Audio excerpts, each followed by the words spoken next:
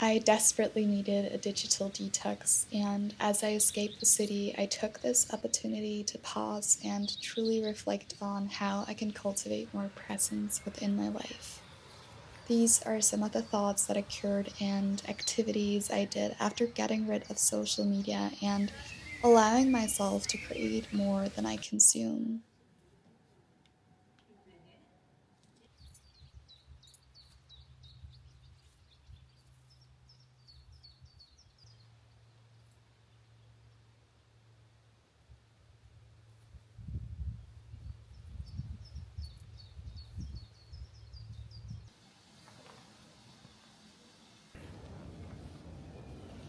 I think it's gonna start raining soon, so before it does that and before I fully surrender to dancing in the rain, I just want to chat with you a little bit. Something I've been reflecting on is how easy it is to get caught in this thought of when I reach this specific goal, I will do this thing. Such as when I get to travel more, I will be more present. But truly, that is just a thinking pattern that we're creating within our own minds, because all that you have the capacity to feel you already have within you, it doesn't come from your surroundings, it comes from something deeply within. Obviously speaking from a privileged point of view when saying this, but I think you get the idea of what I'm trying to say. And something like longing for travel to feel more present can be like this need can be met in so many different ways by just changing up your daily scenery, making a change to your morning routine or your daily walk, exploring a new part of your city, or growing a new friendship, meeting with a new group of people. It really truly does not have to be so complicated. So stop postponing your own presence, because this is your life and it's happening right now. And whether you choose to go with the flow or not, it's literally happening right now within you and all around you. And you can choose to nurture that presence over anything else. And that is what I am practicing so deeply to do. And the more that I give myself space to hear my own thoughts, the easier it becomes to stay present and to do things that don't include screen time or scrolling on my phone, to take up old hobbies or new ones, and to really be able to tell what feels good and nourishing, because nourishment is just so much more than food. It is the way that we show up in this world. It is the people and the things and the experiences that we choose to surround ourselves with. So so let's cultivate the presence. Let's do that. May this truly be a reminder to cultivate presence.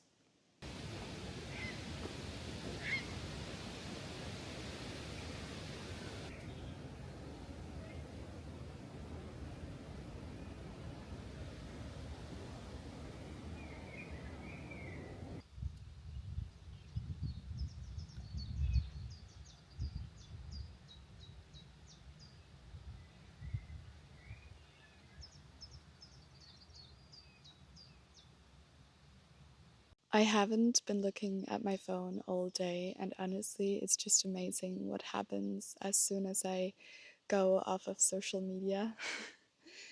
I took the train out of the city and am now in a really lovely cottage by the sea with my boyfriend's mom. And when I took the train, I didn't put on any headphones or looked at my phone. I was just sitting there in peace and quiet. And then I actually ended up talking to some really, really nice people, and we had so many things in common. It turned out they were going to the same station, so we actually literally ended up talking the whole way. And that was amazing. That is something that hasn't happened for so long. I feel like it's so rare to feel this kind of presence with other people in public spaces. And this just really reminds me of how much of a gift it is to be present in my surroundings. And sometimes it just doesn't take that much to meet other people and to be met with that same beautiful energy you choose to show up with, because other people will feel drawn towards you when you have this presence within a space. And that is just so beautiful and really magical. I feel like really beautiful things can grow from that.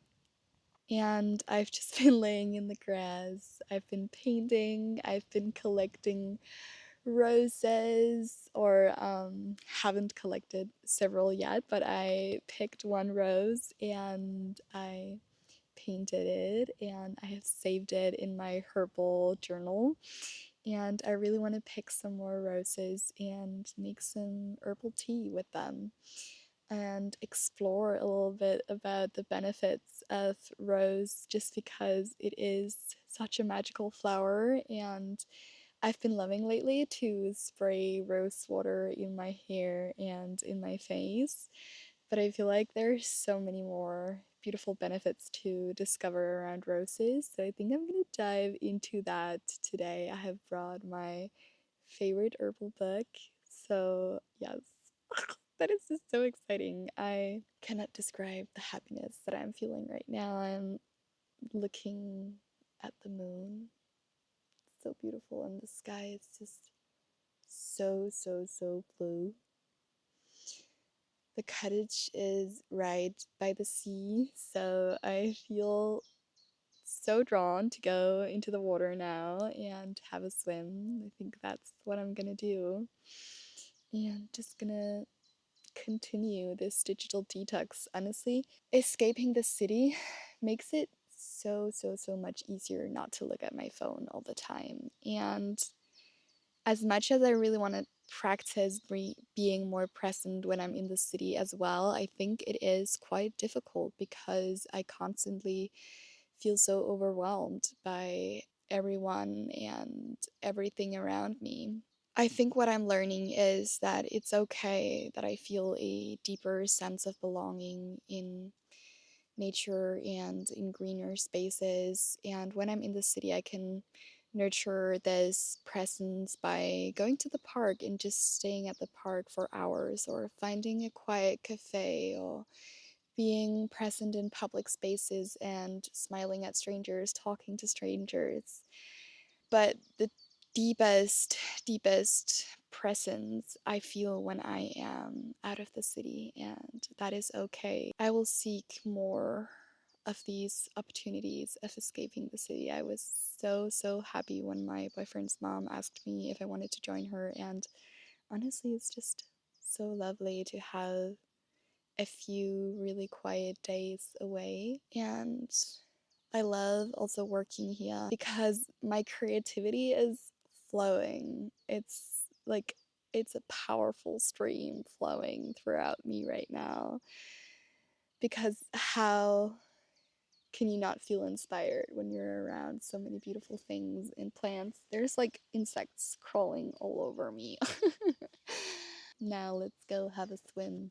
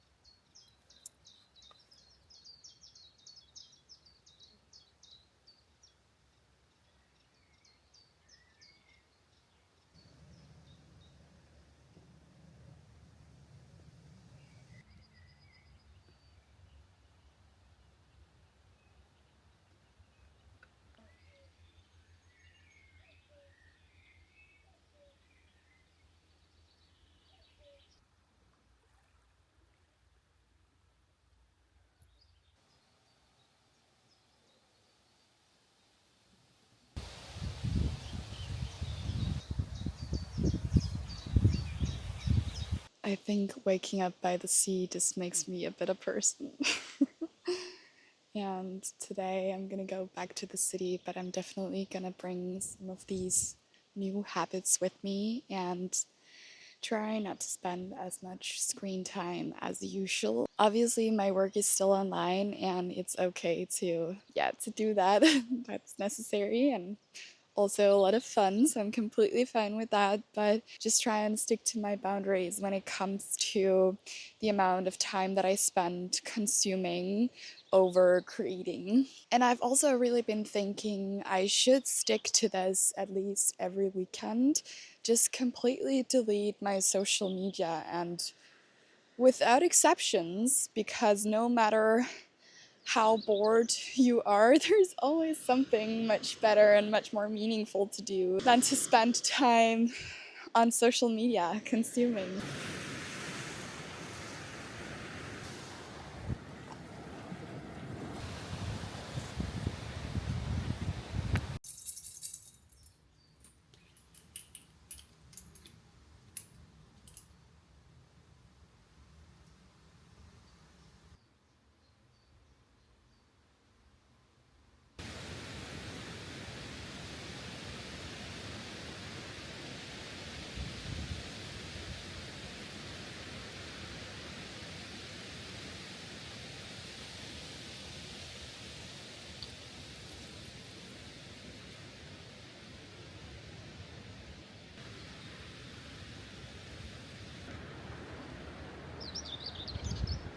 I received my first letter from my new pen pal, and this is so exciting because I don't know anything about her other than the things she has written in this letter. She seems like the kindest person, and we actually have so many things in common, which is so amazing. I absolutely cannot wait to explore a new friendship in this way. I really love constantly questioning the ways that I see the world and experience the world to keep evolving. And I feel like meeting with someone through writing letters is just such a beautiful way to challenge myself. I have never seen this person. I don't know what she looks like. I don't know anything about her. It's sort of like a love story from another century that I get to experience with a new friend, and that is just amazing. So I thought, what better place than to sit here by the sea and write her a letter back. And I thought I would also pick a few different herbs and dry those and put them into the letter, because what cooler way to teach her a little bit about where I'm from than showing her what grows here. That is just so cool. And also just to share my interest of herbalism. This is also just an amazing example of the endless amount of activities that exist outside of the screen, and it's really interesting to sit down and reflect on how the fact that we are so deeply consumed by our phones is actually a totally new thing in world history. So what were they doing before? They were doing things such as writing letters. And I just think taking back writing letters and just writing physically in general is such a beautiful way to get rid of the idea that everything has to happen on a screen. So I'm gonna write her a letter now.